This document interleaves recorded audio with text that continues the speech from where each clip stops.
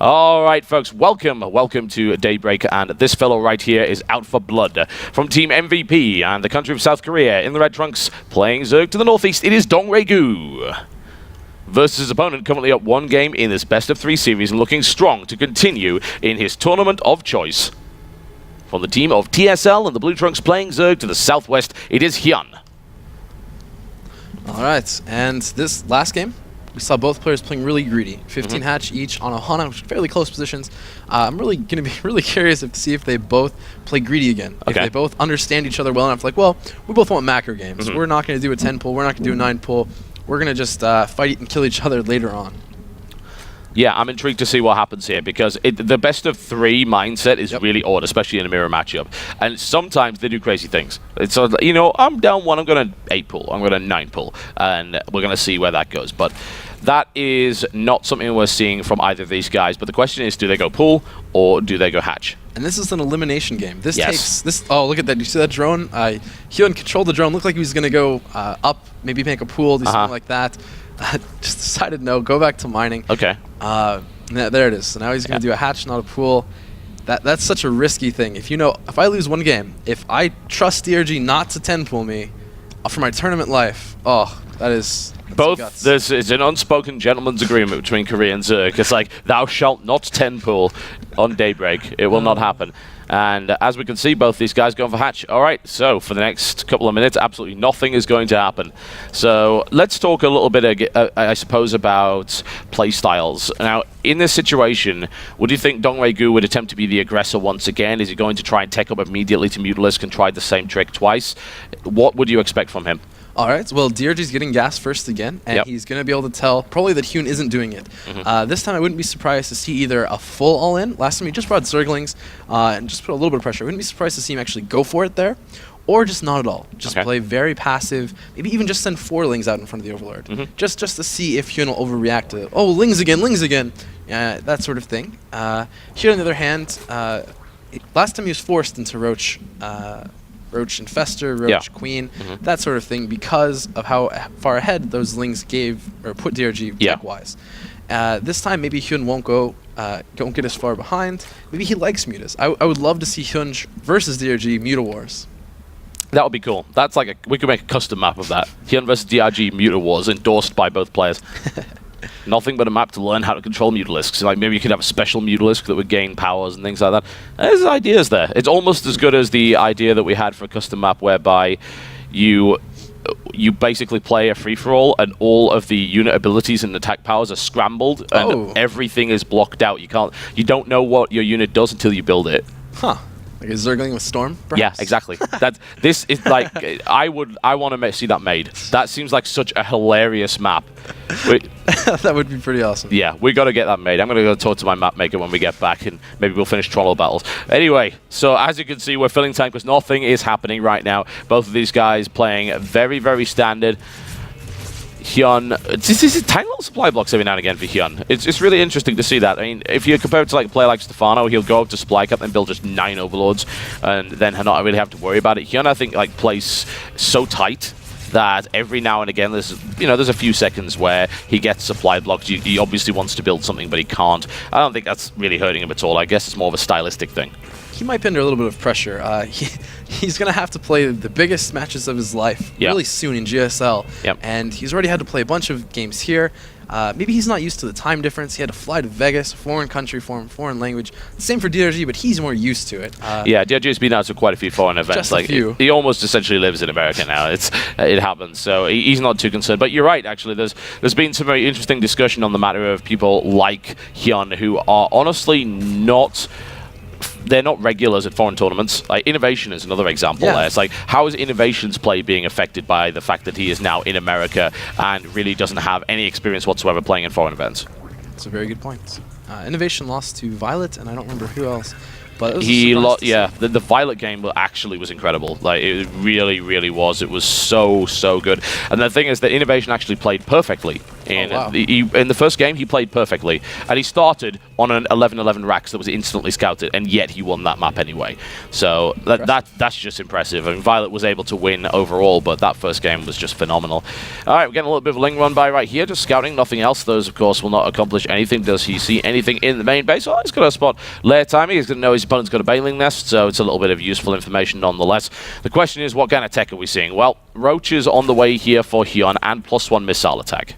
Yep, and on the flip side, DRG is saying, well, I had mutas, they didn't do so well last time. Let's try it again. Yep, exactly. A lot of times it's kind of a standard build. He's going to make the same amount of Lings, Banes from here, wouldn't be surprised, and he'll save up probably 7 mutas again. Yeah. That's how good DRG is at his build orders. It's very, very practiced. I would be very surprised to see really more than 7. He's just going to take his hatchery and really try to deny this third from HyuN. Well, he just tries to hold it. Yeah, and let's see if we can pull it off. 20 Lings coming out here from DRG, so it is an identical build. Initially, it's like, we're going to get aggressive. Yep. Got to see what we can do. There's already Banelings on the way from HyuN, so HyuN is also pretty confident that he knows what's going on. He's seen the gases taken on the natural here. He's thinking, right, okay, probably a 4-gas build, probably Spire at this stage. So he's now going to push forward. There's a couple of Banes in the composition here as well for DRG, so this could be a little bit of a sting in the tail. Let's see how good these trades are. That's the most important thing. If these 4 Banelings don't detonate well, then damage could be inflicted here. Yep, and it's a lot harder in most cases to be the defender here. Look how difficult it was to control that. Yeah, it really, really was. That was a pretty reasonable trade there in DRG's favor. I mean, it wasn't as good as it could have been, but it wasn't too bad. The Ling's already kind of getting into the fight here against these Roaches. Baneling's now coming in to connect. That's a complete surround. The Roaches go down as well. And a nice attempt to... Oh, no. Wow, they popped out just in time. Good lord, DRG was almost going to have that. And he's what's the Queen? The Queen says no. Oh, more Lings coming in. Queen's going to die. Queen's going to die. Down it goes.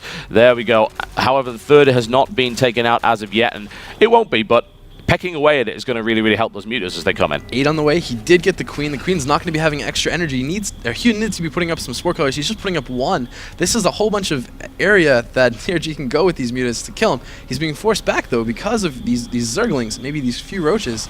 This time he's not even going to try and kill the third yet. He's saying, I'm going to wait, play really passive, and then we're gonna 6 Spore Crawlers coming out right there. That's a lot of Spores, and 3 Queens as well. Then I mean, that's almost a win for DRG in and of itself, really, because that's just so much defensive stuff that's been built that won't be attacking DRG anytime soon. It's over 1,000 minerals spent on defense. Incredible. That's like, you know, this guy is essentially the United States of Zerg. Political.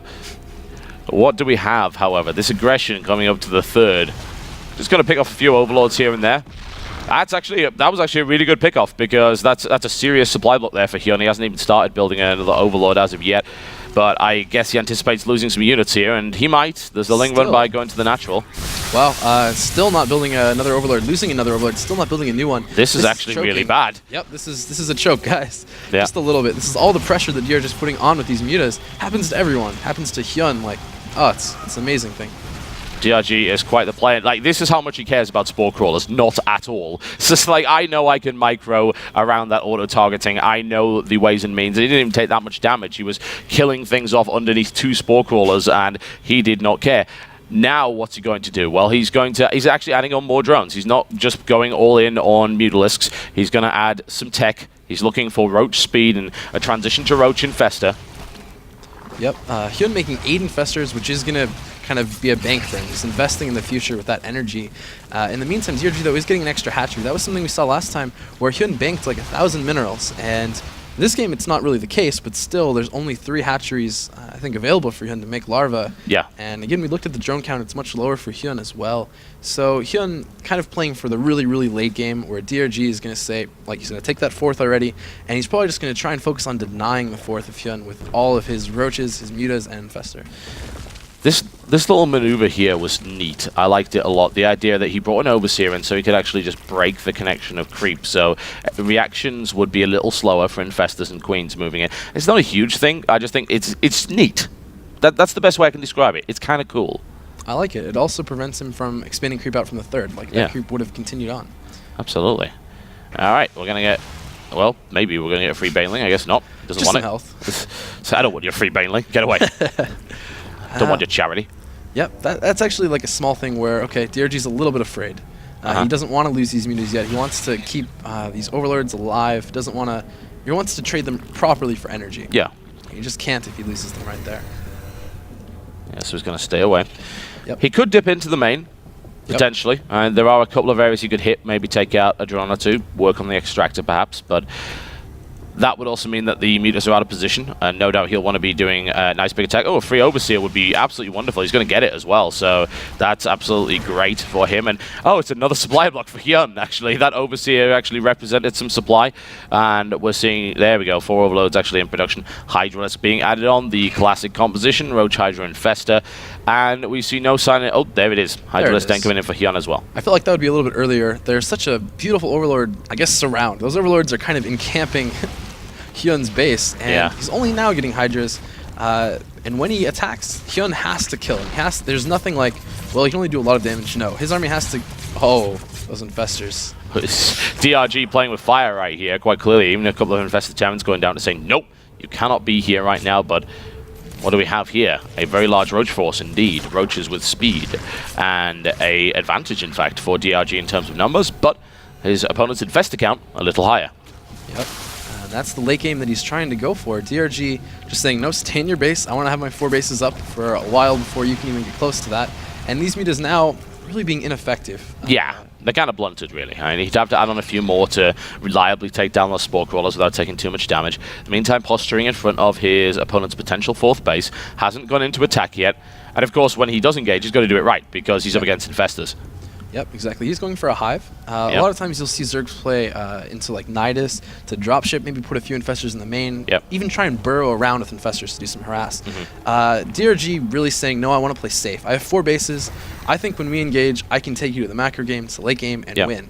And HyuN thinks the same thing. He thinks, okay, my Infestor control is better than yours. Oh, who is right? That is the real question about this one. Overseer checking a few things out here and there, and a lone Roach is going to gain some interesting information there. It's like, all right, that's where his main force is. I spot Hydralisks. I see Infestors. I see Infestors with energy. Yep. Something. Okay, there it is. I was going to say, if DRG doesn't, he has to use these mutas. Yeah. They're like 12 supply. That's going to be very weak in comparison. So got to use them somehow. Preferably even suiciding them, and remaking Hydras is a better choice than just leaving them alive. Yep, and he's going to get a few drones for this, actually. You know, that's not bad. And DRG's really been working on his opponent throughout this entire game, so that's okay. That's a decent trade, I feel, for useless units at this stage. And there we go. Grooved Spine is on its way up. Does HyuN actually have Grooved Spine yet? I didn't see that being researched. Maybe I just missed it. Let's try and find out. We're about to find out. Yes, he does. There we go. He's got the range 6 on the Hydras, so that's looking pretty strong. So we're going to get this big engagement, and we are actually going to see Broodlord as a possible transition after this. Yep. It's a weird one. I don't know about you. Maybe I've just been watching too many old ZvZ games, but I don't see Broodlord that often in this matchup. On Daybreak, it's a really good choice. Ultras would have to go through lots of, like, the chokes aren't that big. And imagine with all these Infestors, like, you can kind of wall the Ultras in with infested Terran walls. Yeah. So in this case, it's usually pretty standard for Broodlords on Daybreak. Okay. We're going to see an engage. It has to be soon, right? Like, these Infestors, full energy, they're not going to get any better. Like, he's not making any more interest on those Infestors. Gotta do something with them. I'm liking this position here for HyuN. However, DRG is smart enough not to move up the ramp with his entire army, so he knows moving up there against Infestors is really stupid, so he's not going to do that. Poor Baneling. Well, I guess he didn't want that, Baneling. It's like, yeah, here we go. Just throw yourself at this roach. It's like, it's this really, really lame attempt at killing a roach. It's kind of pathetic. Once again, we see drop coming into play here. Interesting potential, and this game is going to take a turn for the wacky quite soon, I think. It seems so. Both players saying, "Nah, I really don't want to attack. I'll just bank." Yeah. We can call peace treaty here. Yeah, between ZerG brethren. Absolutely, why not? A little bit of a roach run by here is going to kill off precisely nothing whatsoever, and HyuN is able to eliminate that, but he brought his entire army back for that, and DRG has gone past that ramp now. Or at least he would. He's going to leave it. No, there we go. He's going to stay on the ramp. It's like, are you really going to give the ramp back seriously after all of that? No, that seems unnecessary. So I feel like this is political. I feel like they each have territories, and if you cross that territory, we're going to fight. But until that, no, we'll just keep our There's going to be sanctions going on, like trade embargoes are going to be occurring. Like, you definitely cannot get bananas from the Republic of DRG. Exactly. And hello, what do we see? Yes, I love Nidus Worm. Nidus Worm is the best thing in the world. He's doing both. He's going to be able to like drop and Nidus Worm. Why don't we have both? Absolutely. Why not? No reason why not. Nidus Worm is in a good position here. Yep. And let's see what he can do with it. Now, I'm having a look around to see... Overlord placement actually is kind of bad here. This Overseer may very well be able to pull that one off. Was that a oh, I love you, DRG. He did a spine trick. The spine trick. That's wonderful. I haven't seen one of those in ages. He now has 211 supply because he's a horrible cheater. It's brilliant. How dare he hack this game? It's Absolutely. only supposed to have 200 supply. Yeah, that's pretty great. I love it when he does that. That's really, really cool. Now, this Overseer is the sneaky one, but the Queen is there. It's like, oh, okay, well, Queen DPS is really, really bad. A second Queen should be enough to kill this, though. That actually, Nidus one was utterly ineffective. Baneling comes and like, let me have a turn, let me have a turn. I just want to kill something. It's like, please let me die. No, it's fine. Now the engagement is going to eventually be forced to happen. DRG has 210 supply and the biggest army I've ever seen a ZerG player ever have. So, actually the second biggest. NMrUUG was bigger. But one way or the other, this is going to get really, really messy really fast. Yep, and HyuN is going to want a base trade.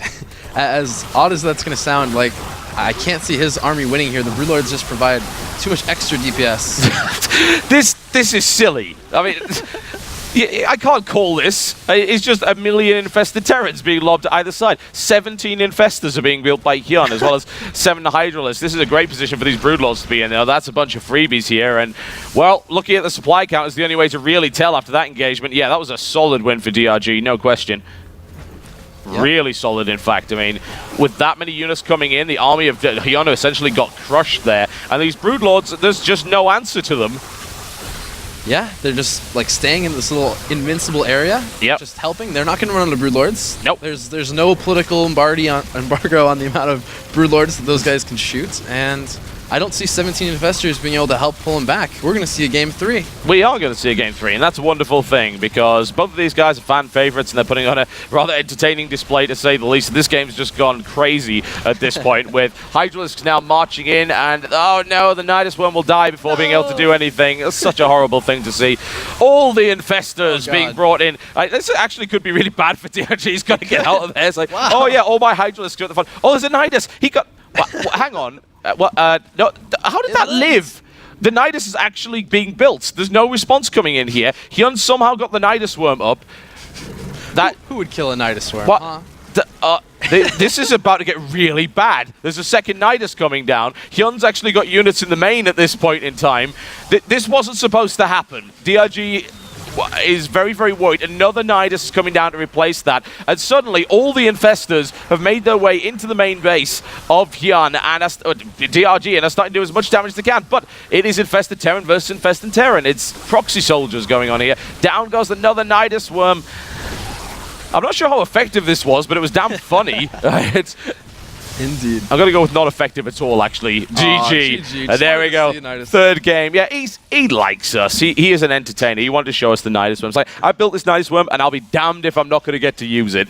And there we go. It's 1-1, ladies and gentlemen. We're going to see a third game in this ZerG versus ZerG series. I told you this would be a ZvZ to watch. I wasn't kidding. This is great. This is just silly. I don't know what it is about Stream 2 and mirror matches, but we had this great game, this TBT, Pulp versus Yoda, which was incredible last night. And now